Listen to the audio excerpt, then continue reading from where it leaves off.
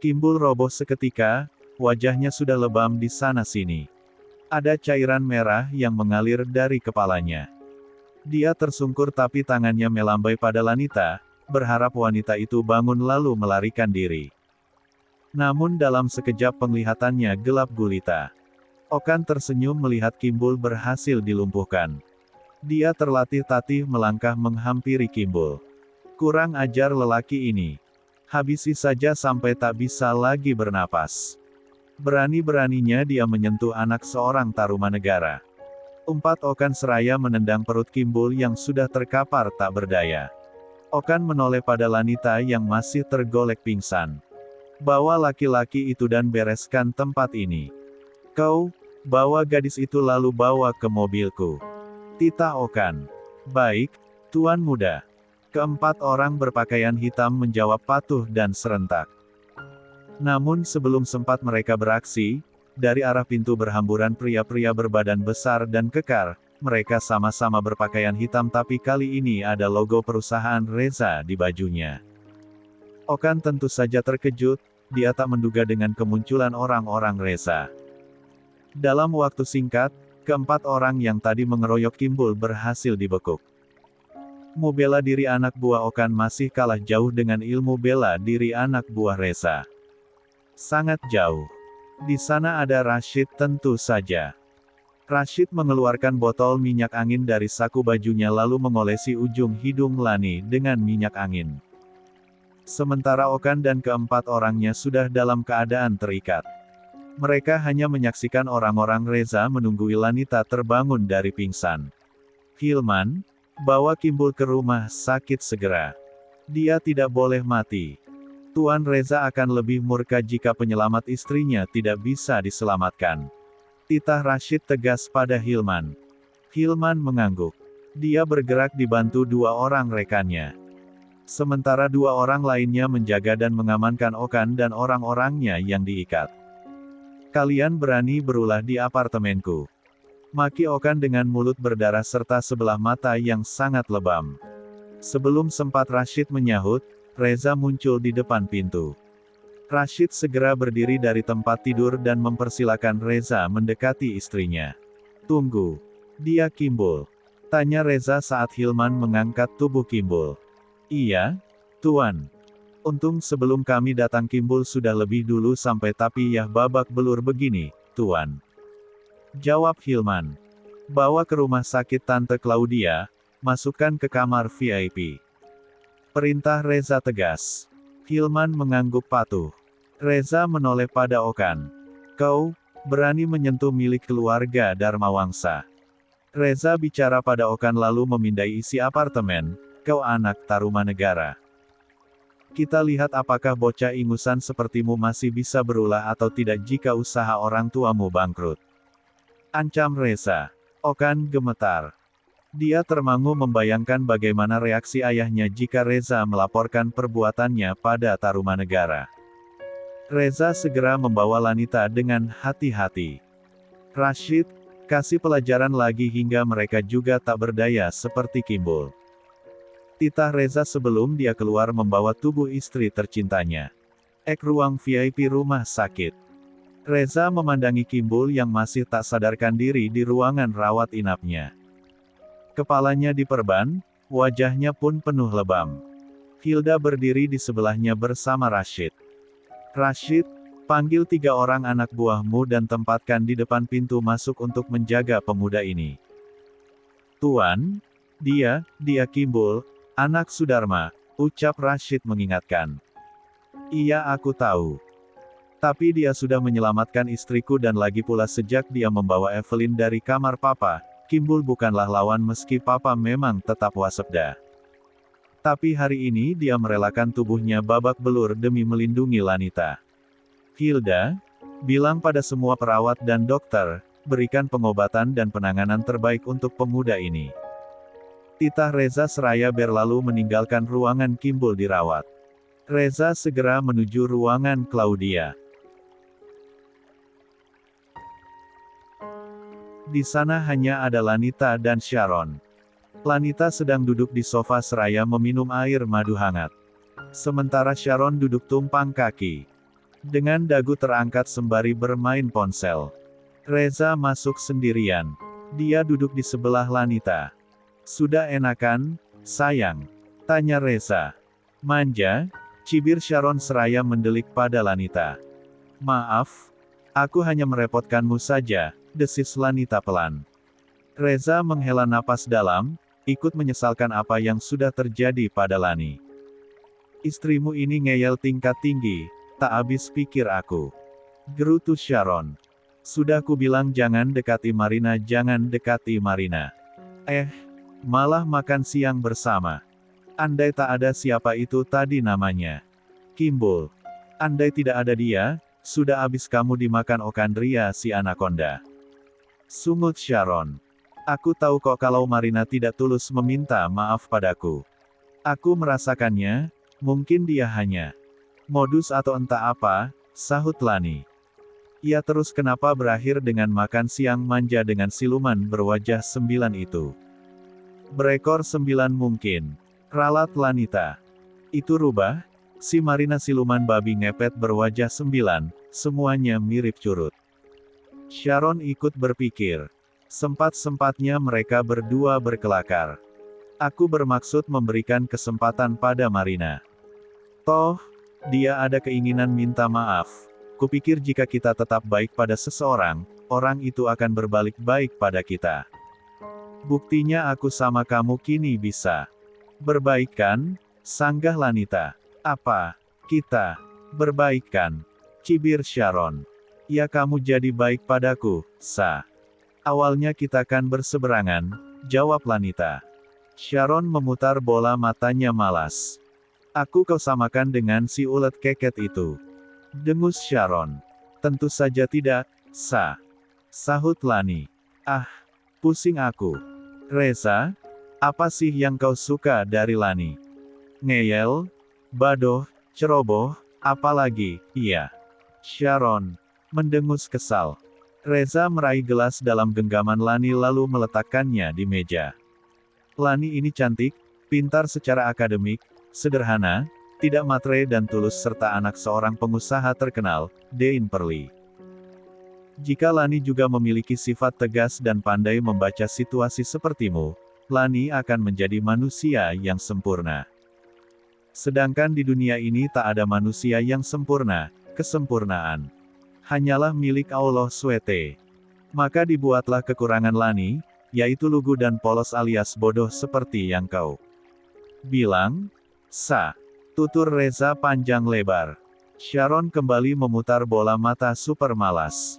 Betapa Reza sudah menjadi budak cinta Lanita. Mau ku beritahu kekuranganmu? Oke, kelebihanmu dulu saja.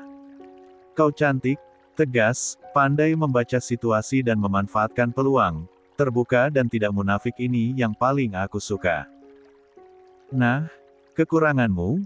Kamu super boros, kurang cerdas dalam prestasi akademik serta materialistis dan kurang tulus.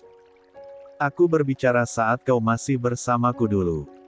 Jangan marah, aku hanya ingin emosimu reda.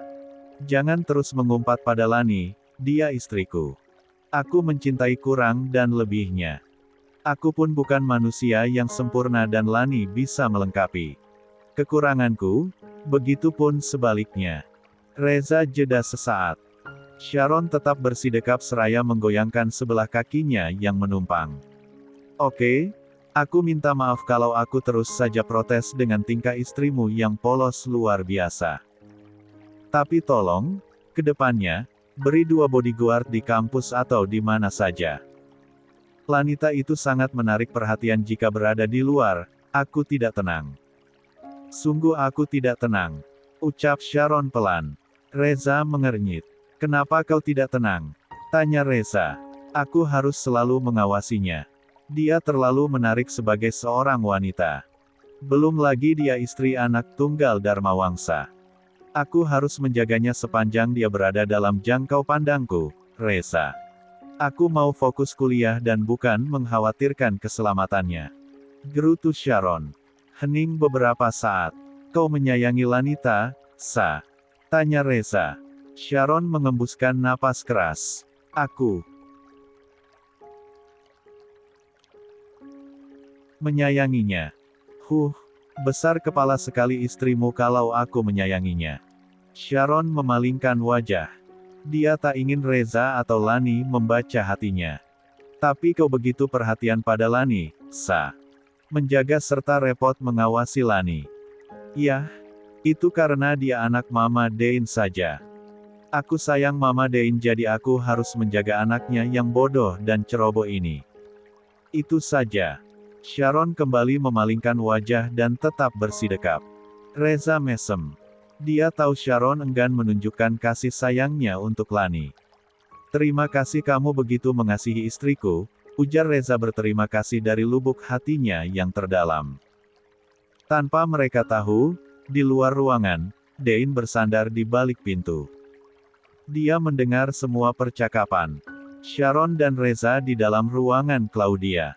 Dein menyentuh dadanya lalu memejam. Sharon anakku, aku tahu di balik sifat manja dan borosmu, kamu punya hati yang baik. Terima kasih karena tetap menjadi pribadi yang baik meski aku sudah mengusirmu. Dein membatin pilu.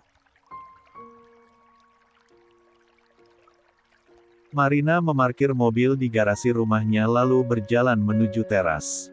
Di kursi teras sudah menunggu ayah dan ibunya. Apa sih, Ma, Pa, aku lagi hangout sama temen kenapa diminta cepat-cepat pulang. Marina duduk di hadapan orang tuanya. Lusa kamu berangkat ke Philadelphia. Kuliah dan tinggal bersama tantemu di sana. Titah Farhat, ayah. Marina. Marina mengernyit. Pindah. Tinggal sama Tante Del. Ada apa ini? Papa tahu sendiri Jenny anaknya Tante Del itu musuh bebuyutanku sejak kecil, kami nggak pernah akur. Atau kamu pindah ke Magetan, tinggal sama nenek. Tawar Kesia, Mama Marina. Di rumah nenek aku selalu mual. Rumahnya bau minyak angin, minyak gosok dan entah apalagi segala macam jenis bau-bauan. Gak suka aku, Ma. Ini kenapa Mama sama Papa minta aku pindah? Ada apa? Tanya. Marina heran. Pilihannya hanya dua. Magetan atau Philadelphia. Tandas Farhat. Marina semakin mengernyit. Kalian kenapa tiba-tiba minta aku pindah? Harus pindah dan menjauh dari kampusmu atau kami dilaporkan ke polisi karena sudah merencanakan menjebak istri Reza Darmawangsa untuk dinodai. Ucap Farhat tajam. Marina terkejut. Papa, bagaimana Papa bisa tahu kalau aku? Jadi benar, kamu sudah merencanakan penodaan pada istri Reza Darmawangsa. Cecar Farhat. Marina gugup. Dia tak menduga sama sekali ulahnya menjebak Lanita akan diketahui orang tuanya. Pasti si Dungu akan gagal menjalankan misi menodai Lanita. Gerutu Marina dalam hati. Aku bisa jelaskan, Pa. Itu bukan rencanaku tapi ulah Okan, anak pemilik yayasan kampusku kuliah. Dia sangat menyukai gadis itu, Lanita, istri Reza. Terus kamu membantunya memuluskan rencana jahatnya pada istri pengusaha itu. Tukas Kesia. Ma, aku sudah lama terobsesi pada Reza Darmawangsa sejak masih SMP, sejak dia menolongku ketika aku dirundung teman-temanku, Ma. Aku tergila-gila padanya dan aku tak rela dia menikah dengan perempuan manapun. Isak Marina akhirnya berterus terang. Farhat dan Kesia terbelalak karena terkejut dengan pengakuan Marina. Kamut. Desis Kesia. Tak ada perempuan manapun yang boleh memiliki Reza selamanya. Pungkas Marina kacau. Farhat dan Kesia saling bertukar pandang. Ini jelas tidak bisa dibiarkan. Marina akan menjadi penghalang terbesar usaha yang selama ini Papa rintis dengan susah payah, ucap Farhat tegas. Kau tahu, Nak. Keluarga Darmawangsa punya kuasa penuh untuk menghentikan aliran dana usaha Papa menjadi bangkrut dalam sekejap. Saingan terbesar kita adalah brand milik adik sepupu Aji Saka, Davin Pramudya. Kau tahu siapa Davin? Pengusaha kuliner kelas kakap dari keluarga Darmawangsa, saingan terberat usaha kita, Marina. Farhat berkata dengan napas yang mulai tak beraturan. Pah, tenang. Jangan semakin emosi. Kesia merengkuh bahu Farhat. Marina, papamu nyaris kena serangan jantung mendengar Reza Darmawangsa menceritakan rencana jahatmu bersama teman kuliahmu. Untung saja Reza tahu kondisi papamu, dia menjelaskan dengan amat sangat jembut serta santun. Dia orang lain, yang istrinya dijebak oleh anak Farhat Kartono masih bisa memahami kondisi jantung ayahmu. Kalau kamu tidak mengambil dua pilihan yang mama dan papa tawarkan, kami terpaksa membawamu ke kantor polisi. Kesia tidak main-main dengan ucapannya. Marina melongo. Kalian tega melaporkan anak kalian sendiri pada polisi. Desis Marina tak percaya. Karena kami sayang padamu, nak. Jangan terobsesi pada sesuatu yang sudah ditakdirkan tak akan menjadi milikmu. Lihat kondisi papamu. Jangan mempertanyakan kami tega atau tidak tega. Kau, sebagai anak, apa masih ada kepedulianmu terhadap papamu sendiri? Kau mau papamu kena serangan jantung? Kesia semakin mempererat rengkuhannya di bahu Farhat yang mulai gemetar. Ma, tapi, jika usaha papamu bangkrut, apa kau masih bisa bersenang-senang dengan uang kami? Tandas Kesia. Marina bersandar pasrah melihat Farhat yang menunduk seraya menyentuh dadanya. Dia lupa sudah berurusan dengan siapa. Orang tuanya adalah pengusaha kuliner yang sangat sukses. Dia terbiasa hidup enak dari kecil dan jika usaha papanya bangkrut, oh entah apa dia masih bisa hidup mewah atau tidak. Ah, sial. Dengus Marina seraya berlalu masuk rumah. Kesia mengusap punggung Farhat dengan cemas. Dia memberikan segelas air mineral di atas meja pada suaminya itu. Berharap Farhat tetap kuat dengan masalah yang disebabkan oleh anaknya. Mereka tetap akan memaksa Marina pergi jauh dari kehidupan keluarga Darmawangsa jika tidak mau terjadi apa-apa dengan Farhat dan juga usahanya. Andai Marina tidak bisa diatur, suami istri itu sepakat melaporkan Marina ke polisi. Mungkin sebagai efek jera dan tentu saja Marina harus memohon ampunan Reza dan terutama Lanita. Harus. Set. Kediaman Tarumanegara. Di ruang kerjanya, Taruman sedang mencambuk Okan dengan gesper. Kondisi Okan yang masih babak belur tentu saja semakin menyedihkan saat ayahnya menyiksanya. Okan terbiasa mendapat penyiksaan fisik dari Taruman. Anak kurang ajar, sejak kecil selalu menyusahkan. Sekarang kau menantangku dengan membuat masalah. Hah? Taruman mencambuk punggung Okan dengan membabu buta. Ampun, Pak. Ampun. Okan gemetar merasakan sakit luar biasa di punggungnya. Luka cambuk lama saja masih belum sembuh benar, kini sudah dicambuk membabi buta oleh ayahnya sendiri. Pak, cukup. Kasihan Okan. Dia bisa mati kau hajar terus-terusan. Pekik Ros, Mama Okan. Apa kalian tahu siapa Reza Darmawangsa? Papa sedang melebarkan sayap mengembangkan bisnis di bidang properti dan berharap kerjasama yang baik dengan pengusaha Darmawangsa tapi kau malah membuat ulah dengannya, anak kurang ajar. Teriak Taruman dengan kedua mata melotot penuh amarah pada Okan. Ampun, Pak, Okan hilaf.